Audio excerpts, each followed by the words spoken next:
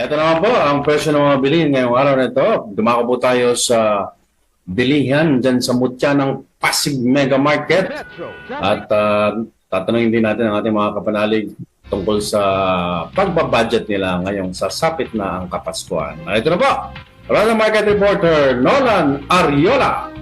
Maraming salamat mga kapanalig, Nanay Jing at Father Nolo. Narito ang presyo ng mga pangunahing bilhin sa mutya ng Pasig Mega Market sa pagtulungan ng Administration Office. Sa presyo ng local rice, 30 pesos kada kilo. Ang pinakamurang bigas sa pamilyang ito hanggang 58 pesos kada kilo. Sa imported rice, 50 hanggang 56 ang kada kilo. Sa presyo ng karning baboy, kasim 360. Yan po, 380 hanggang 400 pesos. Manok, 170 hanggang 180 pesos ang kada kilo.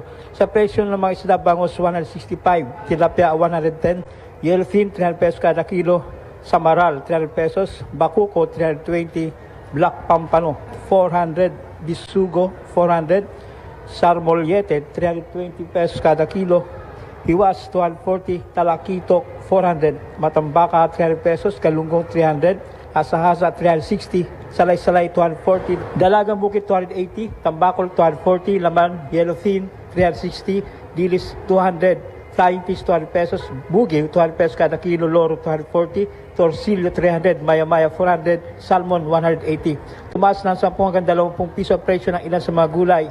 Hindi sumusunod sa SRP na 120 pesos kada kilo na maximum na ipinapatupad ng Department of Agriculture. Kaya ang mga manininda ng sibuyas sa pamilyang ito, partikular ang presyo ng sibuyas na pula na nagkakalaga ng 280 hanggang 320 pesos kada kilo.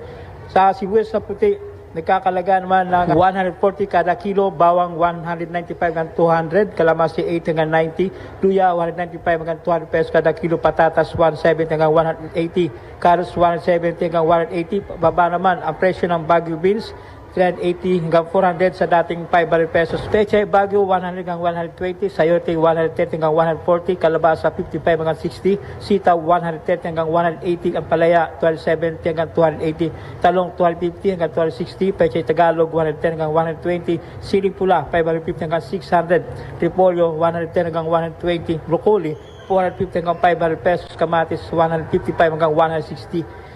Samantalang nagkakalaga ng 45 hanggang 98 pesos ang kada box ng processed field cheese. Paano niyo po mapagkakasya ang 500 pesos na Noche Buena? Ito pa palapit na Pasko. 500, Noche Buena. Magkano na spaghetti ngayon? Mahal na spaghetti, tsaka sa mahal ng bilihin ngayon. Baka 1 kilong bigas lang yun, tsaka ulam. Hindi mo magkakasya yun, 500 pesos. Tinapay lang siguro, tsaka palaman, tsaka konting pansit, gano'n.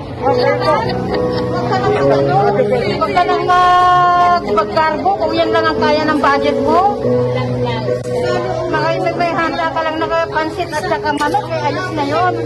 Huwag kang maging one day millionaire. Yan ang tinigin na Romel at May. Ang Immaculate Conception Cathedral ang pinakamalapit na simbahan sa mutya ng Pasig Mega Market. Ang lagyang paalala ng simbahang Katolika kapag nabigo, subok muli. Kapag bumagsak, bangon ulit. Dahil laging may awa ang Panginoon Diyos sa bawat nilalang. Para sa Veritas 846, ang radyo ng simbahan, ako inyong kapanalig, Nolan Ariola, sumainyo ang katotohanan. Veritas Pilipinas.